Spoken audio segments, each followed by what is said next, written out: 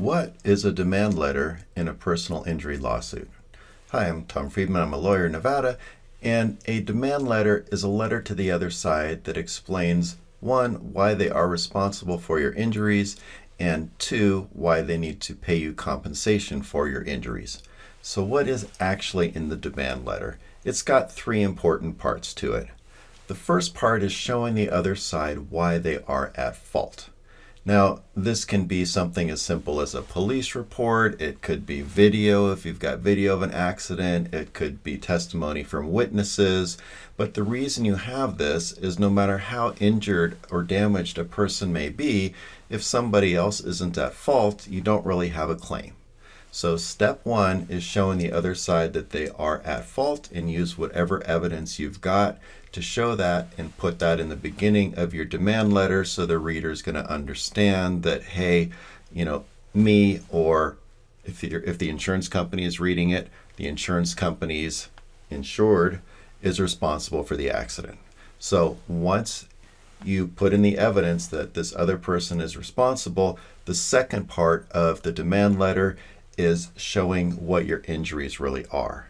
So this is generally done with medical records, medical billing. It shows that, hey, there was an accident. After the accident, I treated, I went to the doctor, I went to physical therapy, whatever your treatment may be, you'll have medical records, or at least a summary of them, and you'll include your bills so they can see what the billing really is.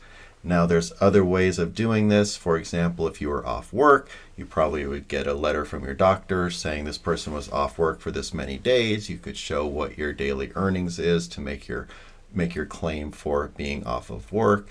You can demand pain and suffering because there's a lot of things you couldn't do in your life. But essentially, the second part of your letter is showing what your damages are. And the more specific you can be, the better, because generally, it's an insurance company that's writing the check, and they need to justify their file why they're paying money.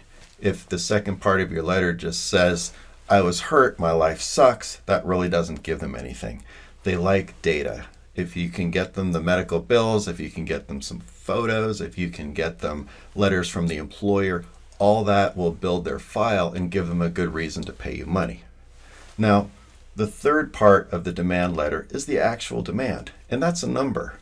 So based on your damages, how bad it was, how long it lasted, how much work you lost, all these other things, you come up with a number. Now, the number could be as simple as policy limits because you don't know what the other person's policy is. It could be a fixed number, but you need to be careful because when you put this number here, if the other side reads your letter and goes, wow, you know what?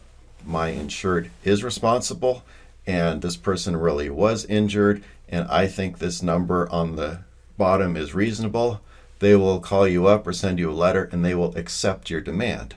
And when they accept your demand, you've got a settlement.